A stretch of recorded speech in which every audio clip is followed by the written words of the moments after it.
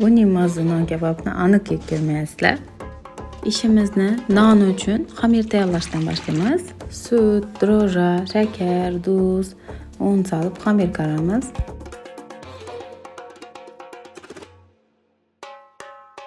Xamirimizni ashirishga olib qo'yib, go'shtlarni, piyozlarni to'g'rab boshlaymiz.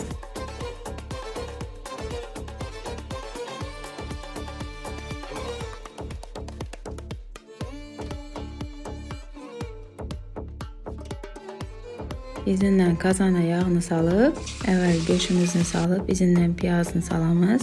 Keyin uyingizda nechik pripravlar bo'lsa, temperadon, shularni solib, 1 stakan suv solib, damini qo'yamiz. Teyini pastroq qo'yib, bu vaqtda xamirimiz ham ochib chiqadi. Xamirimizni men 10 bo'lakka bo'ldim. Yoyib, evvel sutda batırdım, keyin kunjuda batırib, gap yo'q yog'larimda qovurib oldim.